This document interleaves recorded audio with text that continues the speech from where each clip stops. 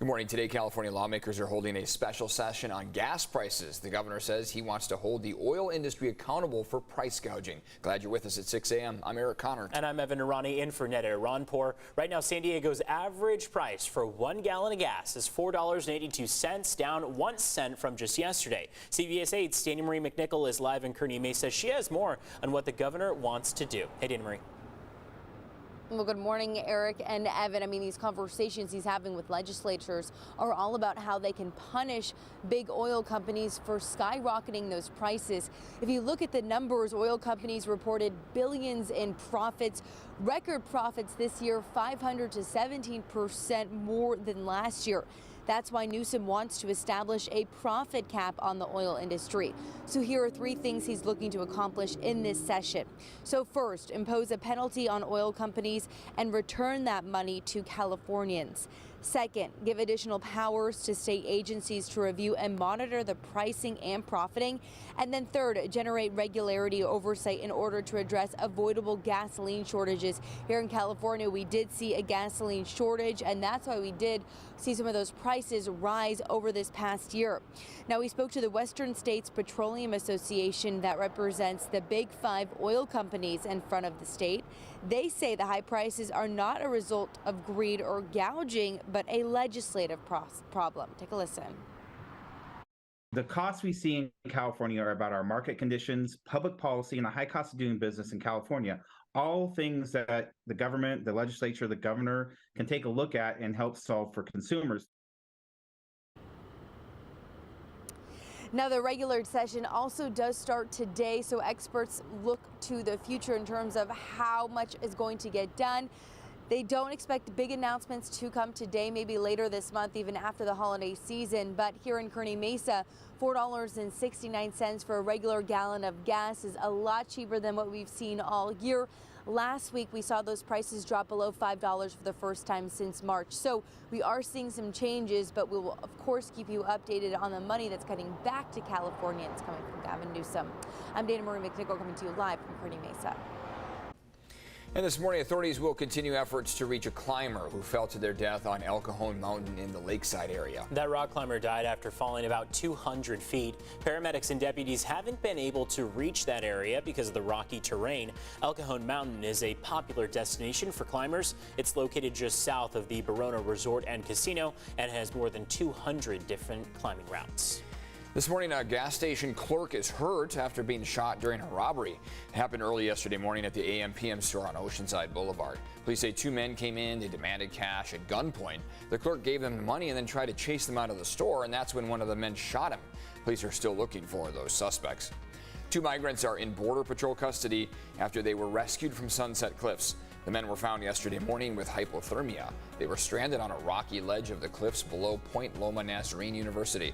They were wearing life preservers, but the Coast Guard didn't find any related boats in the area. And people in Barrio Logan are pushing back against a project that they say will pollute their community further. A cement company wants to build a warehouse in Barrio Logan. The project would dramatically increase diesel truck traffic in an area where families have already been known to get sick from breathing polluted air. Sometimes it even seeps into your house if you have the window open and smell the diesel air. And it's going to get worse if we have 4,000, 10,000 trucks. We've heard a lot of people speaking up in Barrio Logan about that. And according to the Environmental Health Coalition, Barrio Logan's air pollution gives residents an 85 to 95% higher chance of developing cancer than the rest of the U.S. The Board of Port Commissioners will discuss the new warehouse next week.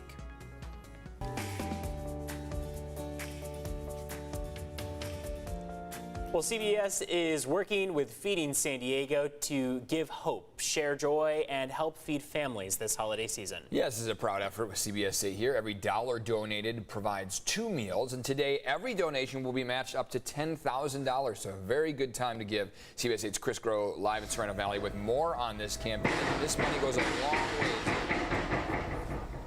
Yeah, look, so let's do that math here. And I know it's a little bit early in the morning, but I think it's important. $1 equals 2 meals. So $2 equals 4 meals. So again, we are doubling everything here by helping out, especially during this holiday season. I want to bring in Allison here because right now this warehouse is busy. We are seeing where all of these different pallets of food are going, and that's sort of the idea behind Feeding San Diego. Is this is how food gets to schools, to health clinics. Can you tell us a little bit more about your community partners and how it is that you help provide the food to them? Sure. Yeah, I mean, and as you said, like we were just looking at those boxes for an elementary school, for a health clinic, for a church. You know, we try to partner with all the organizations across the community that are helping their community. So we're kind of the behind the scenes to make sure that they have the food they need to give to their whoever is in their community, like whether it's a church, whether it's a school, whether it's a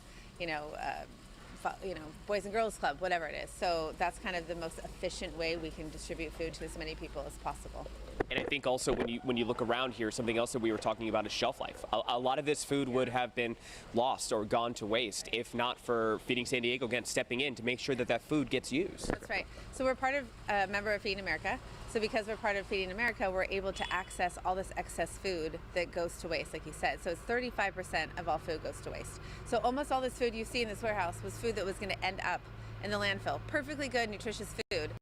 So we go to the Ralphs and the Costco's and the Amazon warehouses and we get that food before it goes landfill, and we either bring it back to the warehouse, which is where our volunteers come in and are critical to making sure that food gets packed or gleaned and then back out to the community, or we actually match up a partner organization and a store that's has excess food, and we just let them directly pick it up and give it to the people that they need.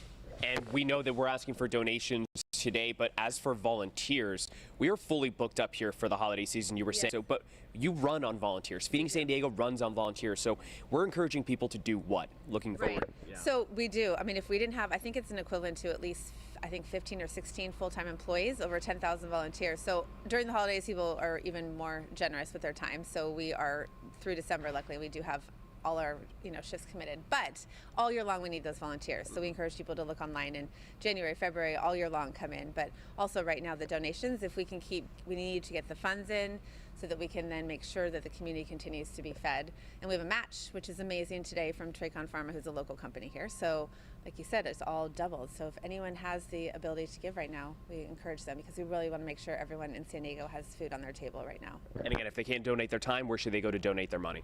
FeedingSanDiego.org. You can go to donate your money. You can go to see if there's a volunteer shift. If you are in need of food assistance, or you know someone that is in need of food assistance, we have a Find Food map, and you can find out where you can access food. We have holiday boxes for all our partners right now and all the people around the country. We have the county. We have in Southwestern College. We're down there. We're at North Island Credit Union Amphitheater. We're all over trying to make sure that families have the food they need right now.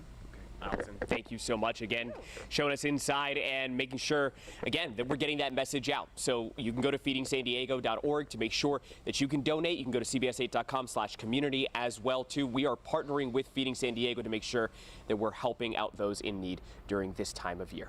Eric? Yeah, Chris, you got to wear that vest because those forklift operators very busy. They are wheeling all over the place. They got to get that food out. They've got a job to do, a big job to do, and we can all help here today. So we're glad you reminded us how far a dollar can go. Thanks for that, Chris. We'll see you here shortly. Thanks. A very great way to ring in the holidays by helping out, right? Yeah, I mean, it just got really busy out there behind Chris. So we're seeing it in action. And yes, Feeding San Diego does an amazing job of getting food to all their local community members and to people who can distribute them equitably around our county. It is amazing stuff that they do. And hey, $10,000 is a lot that they are matching today. So get donating, or you can also help them out, with your time as well.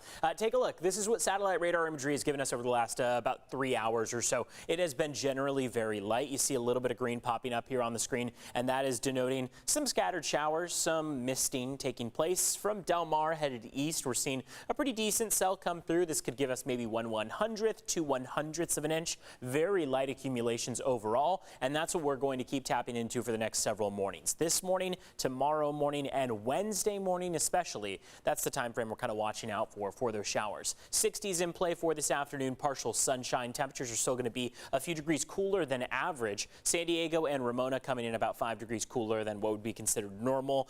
Normal would be upper 60s, mid 60s will be instead in the low 60s. Borrego Springs 71 this afternoon. And for the next couple days, we'll stick with those cooler temperatures, especially tomorrow, Tuesday, as well as Wednesday. Showers will come through early Wednesday morning, taper off by the afternoon. And then as that low clears to the east, well, that's when we'll start to see a little bit of a warm up. It is not all that much. We're going to pick up on more of a zonal flow, so unchanged mostly, but we will at least see those skies clear up on Thursday and Friday, a little bit more sunshine peeking through. Here's what temperatures look like out the door right now, mostly 50s, and we also are seeing a bit of wind across the mountaintops and the deserts. We'll keep on hanging on to that wind for the next couple hours. It looks like that'll die down by the afternoon, but beyond that, between now and the afternoon, we're still going to see those winds accelerate before then dying down after that time frame. All right, let's take a look at traffic this morning. This is your traffic map this morning. I'll zoom in on one spot of the map that looks to be giving us some difficulty. Haven't checked in on this yet, but it looks to be toward the South Bay, or at least south of downtown San Diego. Yeah, just moving toward about the National City area. We have all lanes stopped with a crash on the 94 westbound at the 805. Again, you can see the delays leading up to this. Speeds are very, very slow on the 805 and on the 94. It looks like 11 miles per hour there, and just farther off on the 94 at 9 miles per hour. So it is slow going right now as we start off the morning. We're going to check in and see what this is, how this came to be. But again, right now it looks like all lanes are stopped with a crash on the 94 westbound. So this is headed west on the 94 as you get toward the 805. Again, we'll bring you more as the morning progresses.